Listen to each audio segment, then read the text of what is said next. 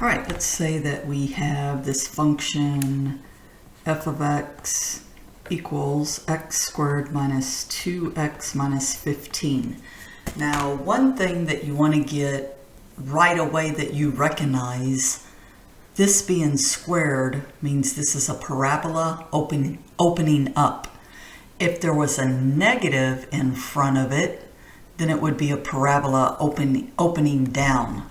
So I already know it's a parabola opening up. I also can very quickly find the y-intercept because the y-intercept is where x equals 0. And so if I take this equation and I plug in x equals 0, the x squared cancels, the minus 2x cancels, and I get negative 15. So I'd have 0, comma, negative 15. So I know there's a point right there. If I can factor this, and I think I can, so x squared minus 2x minus 15, I have x, and I know 5 times 3 is 15. The middle's negative, so the larger value needs to be negative. This has to be positive to get a positive times a negative to get a negative. I set both of these factors equal to 0. X minus 5 equals 0. So I get x equals negative 3 and x equals 5. So I can simply come here and put points and points. And then I know now I can draw my parabola. Now, I don't know that this is a vertex per se. And remember what the vertex is that point right there. But I can do a couple of things here that I could, if I just graph this, because the graphing tool, if you graph it right now, I missed it. The graphing tool will just automatically put this where it's supposed to go. And you're going to find out that that is not the actual vertex. That's just where it's going through. That the vertex actually is at 1. And so if I plug in 1 for x, so 1 squared minus 2x minus, times 2 times 1 minus 15. So 1 minus 2 minus 15. You'll see I get negative 16. So not, I guess I didn't go down far enough.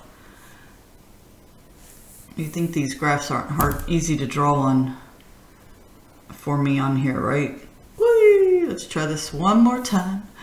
So I was at negative 3.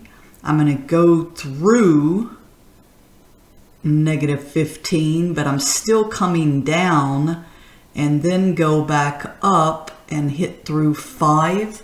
And this point right here is actually x is 1 and negative 16. You will find coming up with more with quadratics that there is a very quick and easy way to find that vertex, but it's just that on this problem, when you draw it, it automatically draws it for you. All you had to do was find these points, the intercepts. And after you found those intercepts, it draws it for you. The reason why this is important, though, is to know this value is many will say that it's increasing at the intercept, and it's not. It's actually starting to increase at this vertex point. So in other words, it's increasing from 1, remember that's 1 right there, all the way up into infinity. And so then of course it would be decreasing at negative infinity to 1, because this is, even though that looks funkified, this is going this way forever, okay? And this is going this way forever. There is definitely no max because it is going up forever. There is a min, and the min is actually at this point. So the min is at negative 16 when x equals 1. But once again, what I saw missed a lot was a lot of students on the increasing put either 0 or they actually put the y-intercept value. So you just have to be careful, and again, you're going to see a better way to find the vertex, but for this, when you drew the graph, you just had to look at the graph to see that the intercept actually was not where it was starting to increase.